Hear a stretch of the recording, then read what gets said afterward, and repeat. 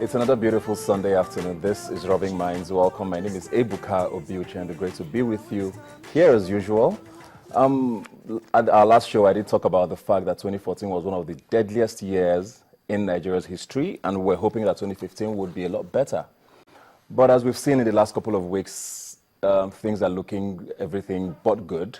The last couple of weeks have been very, very deadly, and we woke up to a lot of very controversial news in the last week about deaths up in the northeast. We've heard outrageous figures, a lot of them unconfirmed yet, especially by government. We've heard about thousands being killed in one day. We don't know if that's true or not. But the fact still remains that a lot of Nigerians are dying. We're hearing people as young as 10 years old being used as suicide bombers. And it leaves us thinking what's going to happen as the election continues to distract security officials from keeping Nigerians safe. We don't know what the next couple of weeks and months is going to hold, as well as politics continues to dominate the airwaves.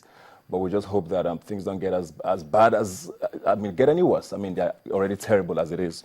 And it doesn't look like anything is going to be done anytime soon with regards to that, at least until politics is over. And speaking of politics, the last week saw everything getting heated up. Both parties, the APC and the PDP, have gone into full gear. And both presidential candidates have started their tour across the country to convince you and I Nigerians to vote for them. And we'll see how that shapes up on Valentine's Day when the elections will be held in Nigeria. But we'll have a special guest in the house today. We're going to kick off the show immediately. We're going to be talking with a special guest, someone who a lot of you know for different reasons. Pretty controversial, if I say so myself. And he's someone who's going to be here today to talk about a lot of things that he has to get off his chest. Alhaji Mujahid Asari Dokubo is here with me. You're very welcome, sir. Good afternoon. Thanks for being here today. I started off talking about Nigeria and all of that, but we're going to get into that. I want to start off on a personal note, because a lot of people hear your name and they hear about you and they have many different perceptions. But I want to ask you, what do you do? What does Asari Dokubo do for a living? Let's start with that. I'm a businessman. I'm into education. My business mostly centered around education. I have about 4 schools. I have nursery. I have creche, nursery, secondary school, Kingamakri International School in Cotonou, Republic of Benin.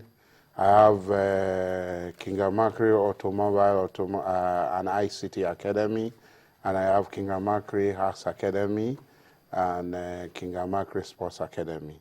They are all, it's only education I do. By March, Kingamakri African University will come on board.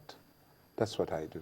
You seem very passionate about education, but you did not complete your university education. Does that have any relationship at all with you trying to invest in education and encouraging people to do it? I think the education we're being given in Nigeria is very, very inadequate. And I think it just prepares people to speak English and to write and to make noise. So what are you doing differently?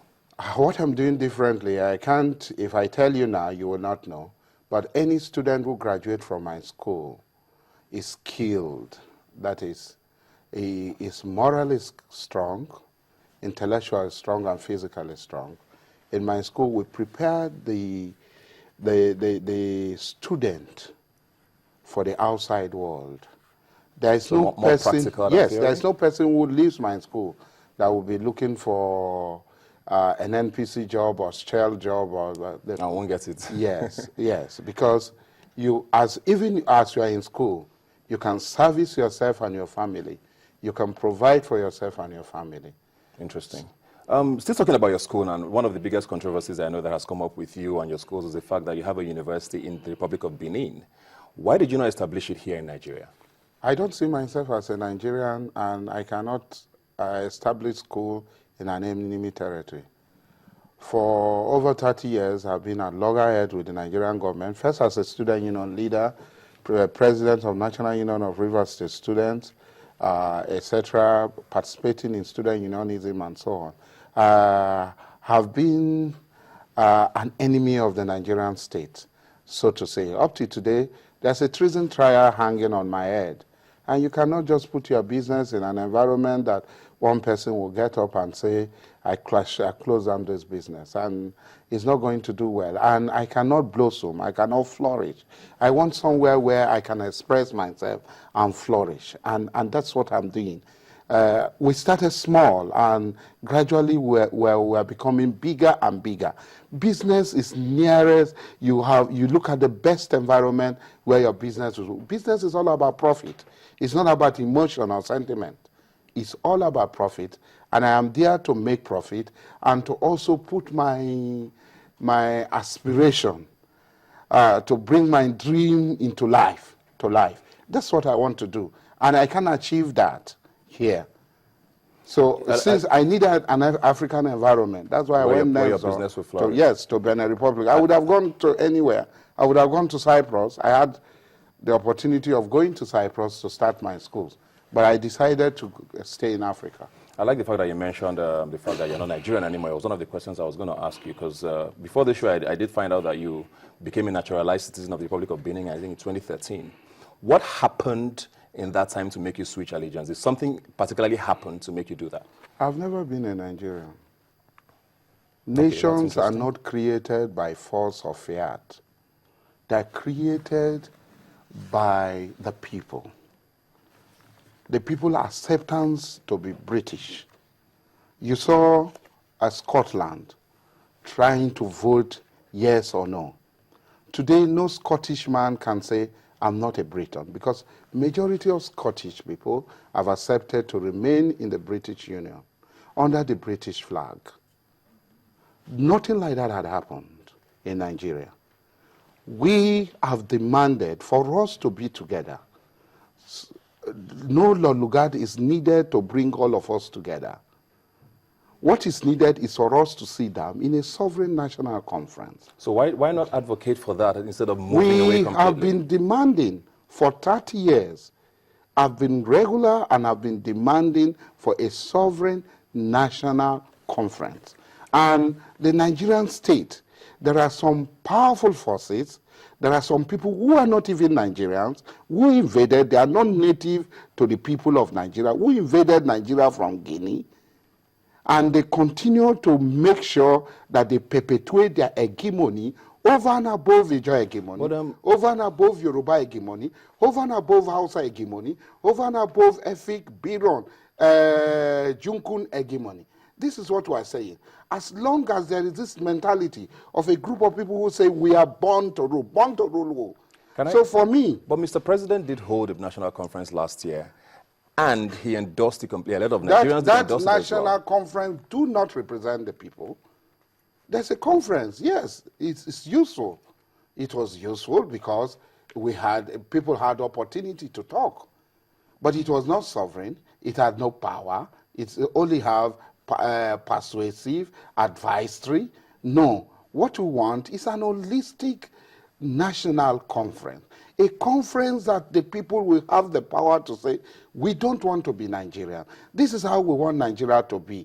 We don't want a situation where somebody will arrogate to himself the power to decide the fate of other people. We want a Nigerian that recognizes that there are different nations, no matter how small they are, and they are accorded the same space in Nigeria. You seem very passionate about Nigeria, and I find that very contradictory with you saying that you're not Nigerian. How do you balance that out, being so passionate and wanting all of these good things about this country? No, if they say if you cannot beat them, you join them. How about not every one of us will join them? Look, what we're saying is about justice. It's about my identity as an Ijaw man. A lot of Nigerians talk nonsense on television. A Nigerian come on television and says, do not talk about ethnicity. So if I am no longer an Ijaw man, who do I become? I become a nobody. Don't talk about religion, politics. When you talk about democracy, it gives you a lot of choices. It is you to decide. Nobody is going to quarantine your decision. Nobody is going to give you, to tell you that, look, there is a no-go area for your decision making. So if I prefer to vote for a Muslim, because I am a Muslim, because that's the most important thing in my life, as a Muslim, because I am not only going to be on earth, I am going to transcend this world. I am going to meet my maker, and I am going to face a judgment. Whatever I do here is preparatory for my hereafter, is to reconcile me with my maker. And you are telling me that I should forget my maker and accept what you call secular laws made by men. No, it's not possible. So when people talk, they talk as if in Germany, in all these advanced countries, you have Christian Democrat, Christian this party, Christian this party. You have in the United States of America, they say, abortion right, this, that. Nobody limits the rights of the people. What's your relationship with Mr. President currently? My relationship with Mr. President is very clear. Maybe he's an Ijaw man, I am an Ijaw man. And likes attract each other. Because if I come here and by your name you sound Igbo, and if I can speak Igbo, because ancestrally I have Igbo blood flowing in my vein, because my ancestors, one of my ancestors came from Abom in Abam, and today I sit on that stool established by him as Alabo Diabal of the Kingdom of Calabar. Now, if I meet you and you're an Abam man, this is my brother, I will hug you. So your relationship is basically just ethnic related. You don't have conversations with That him? is the most important thing. Do you have conversations with him regularly? No. How? A Nigerian president is removed with all the protocol. I see him at times, and I talk with him. But what sort of things do you talk about when you meet with him? The things I talk about are the things that others will never talk about. Which are? Yes, I tell the president the truth. And I tell him that something is going wrong here, fix it.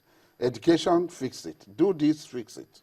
And the president, in most cases, I've taken my advice. I go to him and say, look, the East-West Road is not fixed. We want it fixed. And if the president, I give him 1 month, 2 months, I keep on pressurizing, I go public, and I say it. And the president called me, but now you talk to me about this matter now. You know, say government policy, they take time. So why they talk for outside now? Then they do it. Today, the East-West Road is almost completed. So these are the things we talk about. I talk to the president. If there are people who heckle the president, who criticize the president, in-house, I'm one of them. And everybody knows me for that. Everybody knows me that Dokubo Asari, most of the people in the opposition know me. How would you rate his performance in the last 4 years? I think that there is nobody to compare with the performance of Goodluck Jonathan. Since self-government in 1956 to date, there's nobody that you can, except you group all of them together, you lump all of them together, and then you start to compare him with them. You find out that there is a disproportionate difference. It's far ahead of them. Let me give you an example. The colonialists, when they came to this country, they wanted raw material, agricultural products like coal, timber, raw material like coal, like tin, like all other things to be taken to the coast in Lagos, Port Harcourt, Brutu, Focados, the ports for export. So what did they do? They built railway to Port Harcourt, they built railway to Lagos to get these agricultural products and so on. After the colonialists left, what happened? The railway died. Died naturally. Today, the railway is coming alive again. Okay. And it's evacuating goods and services. Well, we're going to take a very quick break then. I'm sorry for cutting you short. When we come back, we're going to go into a lot of the controversies that have surrounded you, especially in the last 4 years, things you've said or allegedly said. We want to hear from the horse's mouth what the real situation of those things are. So we're going to come back right after this. Please stay with us.